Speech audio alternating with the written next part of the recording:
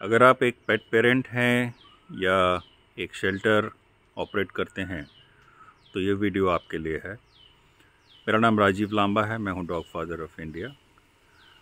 जो लोग शेल्टर चला रहे हैं, मैं उनको डिटेल में कुछ आपके साथ शेयर कर रहा हूँ। जो पेट पेरेंट्स कंफ्यूज्ड हैं कि अगर उन्हें कहीं बाहर जाना है तो डॉग को कहाँ छोड़ें, शेल्टर में छोड़ें या बोर्डिंग में छोड़ें, तो पहले एक बुनियादी फ़र्क समझ लेते हैं। शेल्टर एक वो जगह होती है जिसे इंग्लिश में पाउंड भी कहते हैं, जहाँ पर कई सारे डॉग्स को रेस्क्यू करके दयनीय स्थिति में जो पाए जाते हैं उन्हें पनाह दी जाती है, शेल्टर दिया जाता है। वहाँ की फैसिलिटीज़ बेर बेसिक होती हैं, जिससे आप कह सकते हैं कि एटलीस्ट उनका सर्वाइवल सुनिश्चित हो जाता है। उसके अगेंस्ट जो बोर्डिंग होती है वो एक प्रीमियम फैसिलिटी होती है, जिसमें डॉग की केयर के लिए, उसके आराम के लिए काफ़ी सहूलतें, मैन पावर, टॉयज़, फूड और कंफर्ट जनरेट किया जाता है।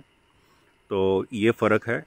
कई बार पेरेंट्स डेस्परेशन में या कॉस्ट कटिंग के लिए शेल्टर्स के पास अपने डॉग्स छोड़ते हैं। देखिए, शेल्टर की अपनी समस्याएं होती हैं। कैनल फीवर एक रियलिटी है और बोर्डिंग चार्जेस चाहे जितने हेवी हों, हाई हों, क्योंकि उस फैसिलिटी को जनरेट करने के लिए, मेंटेन करने के लिए पैसे लगते हैं। तो पेट पेरेंट्स कंफ्यूज ना हों। शेल्टर्स जो ऑपरेट करते हैं, पहली बात तो आप लोग बहुत अच्छा काम कर रहे हैं कि जहां इस दुनिया में खाने और पीने, रहने की जगह नहीं है जानवरों के लिए, आप एक सेफ़ हेवन उनके लिए क्रिएट करते हैं।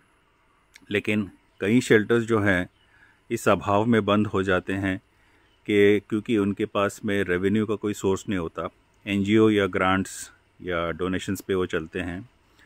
तो मेरे जो फ्रेंड्स शेल्टर चलाते हैं उनसे रिक्वेस्ट है कि कुछ एक एरिया अगर आप पेट बोर्डिंग के हिसाब से तैयार कर सकें और वहाँ से रेवेन्यू जनरेट करें, तो हो सकता है कि वहाँ से जो फैसिलिटीज़ और पेट पेरेंट की जो आप बोर्डिंग करवाते हैं पेट्स की, उससे आप अपने शेल्टर को फंडिंग कर सकते हैं और बहुत सारा जो फैसिलिटी आपके शेल्टर को आप नहीं दे पाते हैं या मेंटेन कर पाते हैं, इस पैसे से आप कर पाते हैं, ये कर सकेंगे।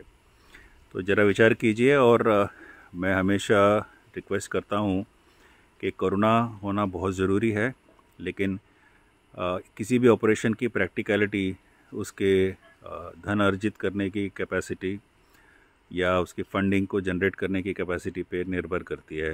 कहीं ऐसा ना हो कि धन के अभाव के चलते कुछ जो अच्छा करने की चाह है उसको सेटबैक मिले और पशुओं का फ़ायदा होने के बजाय उनका नुकसान हो जाए।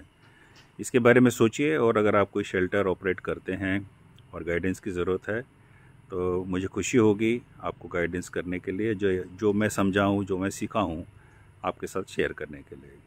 Take care and have a great day.